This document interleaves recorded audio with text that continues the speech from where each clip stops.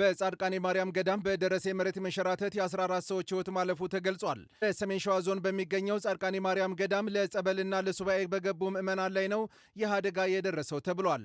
14 ምዕመናን በመሬት መንሸራተቱ ሕይወታቸውን ሲያጡ 5ቱ ከባድና ቀላል የአካል ጉዳት እንደደረሰባቸው የሰሜን ሸዋ ዞን ሀገረ ስብከት ሚዲያ ዘግቧል። አደጋ የደረሰው ዛሬ ሐምሌ 27 ቀን 2018 ዓ.ም ማለዳ መሆኑንም የሀገረ ስብከቱ ሚዲያ አስታውቋል። ለሟች ቤተሰቦች መጽናናትን እመኛለሁ። ቀጣይ የሚቀርቡትን መረጃዎች ማግኘት ፎሎ ማድረጋችሁ እንዳትረሱ።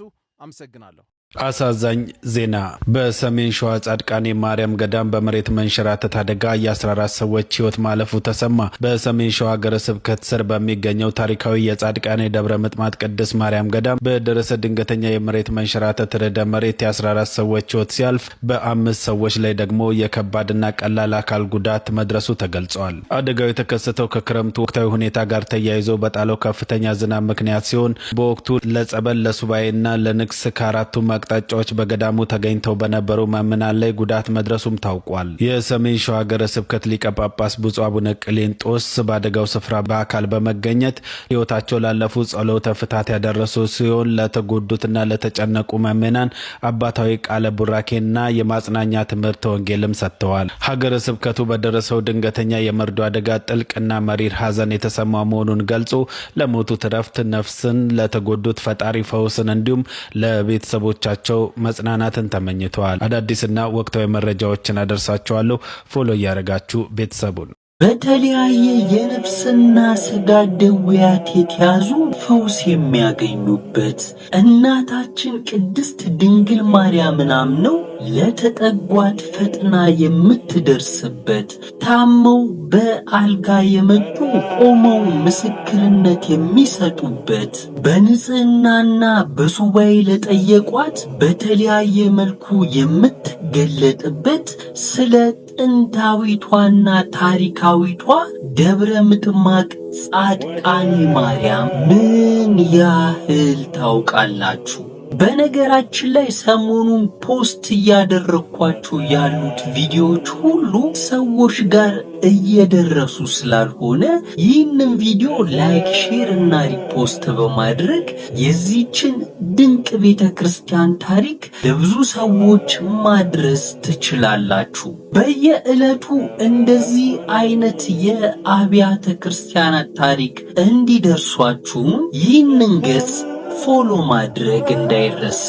ደብረ ምጥማቅ ጻድቃኔ ማርያም ከአዲስ አበባ 200 ኪሎ ሜትር ርቀት ላይ በሰሜን ሸዋ ዞን ሞጃና ወደራ ወረዳ በተራራማ ስፍራ ላይ ተንጣላ የምትገኝ ቤተክርስቲያን ስትሆን በ11ኛው መቶ ክፍለ ዘመን የነገሱት አጼ ዘርዓ ያዕቆብ እንደመሰረቷት የገዳሙ ታሪክ ይገልጣል። በአጼ ዘርዓ ያዕቆብ ዘመነ መንግስት ቱርኮች ግብፅን ወረው ክርስቲያኑን ፈሽተው በዚያ ያገኙትን አብያተ ክርስቲያናትን ባቃጠሉና በፈጁበት ጊዜ በወቅቱ ከተቃጠሉት አብያተ ክርስቲያናት መካከል አንዷ ደብረ ምጥማቅ ጻድቃኔ ማርያም ነበረች።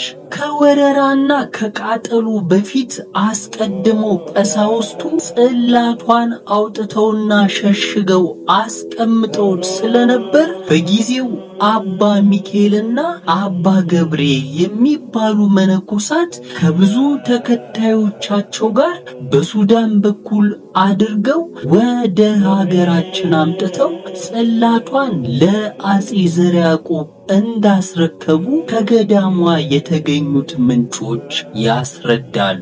ንጉሱም ጽላቱን ተቀብለው ጅባት ከዚያም ደብረ ብርሃንና በሌላም ስፍራ በማዘዋወር አስቀምጠውታል። ከዚያ በኋላ አጼ ዘርዓ ያዕቆብ በተገለጸላቸው ራእይ መሰረት አሁን ደብረ ምጥማቅ እየተባለ በሚጠራው ስፍራ ቤተ ክርስቲያን አሳንጸው የቤተ ክርስቲያኒቱንም ስም ግብጽ ባለው መጠሪያዋ ማስታወሻ ይሆን ዘንድ ደብረ ምጥማቅ ብለዋታል። ግራኛ አህመድ የኢትዮጵያ አብያተ ክርስቲያናትንና ገዳማትን ሲያቃጥል ከተቃጠሉት ውስጥ አንዷ ይህች ቤተ ክርስቲያን ነበረች። ሆኖም ከወረራው በፊት አጼ ዘርዓ ያዕቆብ በራእይ በተገለጸላቸው መሰረት የቤተ ክርስቲያኑን ቅርስና ንብረት አሁን ጻድቃኔ ማርያም መካነ ቅዱሳን ገዳም በሚባለው ዋሻ ውስጥ ሰውረውት ነበር። በኋላም በተቃጠለችው ቤተክርስቲያን ሌላ ቤተክርስቲያን ተሰርቶ አገልግሎት ሲሰጥ ቆይቶ በእርጅና ምክንያት ፈርሶ ስለነበር ቀዳማዊ ኃይለ ሥላሴ አንድ ኢጣሊያዊ መሐንዲስ ልከው በ1948 ዓመተ ምህረት ቤተክርስቲያኑን አሰርተውት ነበር። ንጉሱ አጼ ዘርዓ ያዕቆብ ደብረ ብርሃንን ቤተ መንግስታቸው፣ ደብረ ምጥማቅን ደግሞ ቤተ ክህነት አድርገው ለጸሎት፣ ለትምህርት፣ ለፈውስና ለመንፈሳዊ አገልግሎት ሲጠቀሙበት እንደነበር ታሪኮቿ ያስረዳሉ። እመቤታችንም በዚያው ቃል ኪዳን ሰጥታቸዋለች። ጻድቃኔ ማርያም ብዙ ዕድሜ ያስቆጠረች ብትሆንም ታላቅ ዕውቅና ያገኘችው ግን ከ1990ዎቹ ጀምሮ ነው። ከ30 ሰዎች በማይበልጡ የተጀመረው የጉብኝት ጉዞ በአሁኑ ጊዜ ከ200,000 በላይ ምዕመናን ወደዚህ ገዳም እንደሚተሙ መረጃዎች ይጠቁማሉ። በተለይም በግንቦትና በነሐሴ በሚከበረው በዓሏ ላይ የሚመጣው የሕዝብ ቁጥር ከፍተኛውን ስፍራ ይይዛል።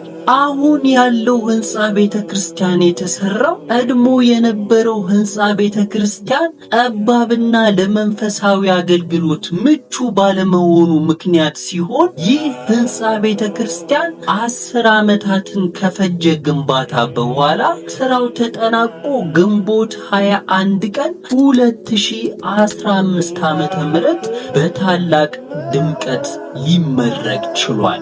ይህ ግዙፍ እና ልዩ ህንጻ ቤተክርስቲያን 2750 ካሬ ሜትር ቦታ ላይ ያረፈ ሲሆን ከ25 ሚሊዮን ብር በላይ ወጪ ተደርጎ እንደተሰራ ይገመታል። በዚህ ቅዱስ ስፍራ በተለያዩ የነፍስና ስጋ ደዌያት የተያዙ ሰዎች ፈውስ የሚያገኙበት፣ እናታችን ቅድስት ድንግል ማርያምን አምነው ለተጠጓት ፈጥና የምትደርስበት፣ ታመው በአልጋ የመጡ ቆመው ምስክር የሚሰጡበት፣ በንጽህናና በሱባኤ ለጠየቋት በተለያየ መልኩ የምትገለጥበት ድንቅ ገዳም ነው። በነገራችን ላይ ይህችን ቤተ ክርስቲያን ያላያችሁ ሰዎች የፊታችን ታኅሳስ 12 2018 ዓመተ ምህረት ወደ አጃና ደብረ ምሕረት ቅዱስ ሚካኤል ገዳም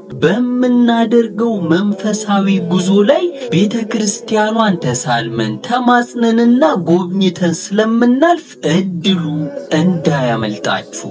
በአጃና ደብረ ምሕረት ቅዱስ ሚካኤል ገዳም በሚኖረን ቆይታም በጸበሉ ተፈውሰን ከሰማይ በወረደው መስቀል ተባርከን ቅዱስ ሚካኤልንም ተማጽነን ገዳሙን ጎብኝተን ሳይመሽብን በጊዜ እንመለሳለን። በ0911626405 ወይም በ0913553584 ላይ በመደወል ፈጥናችሁ ቦታችሁን ያዙ።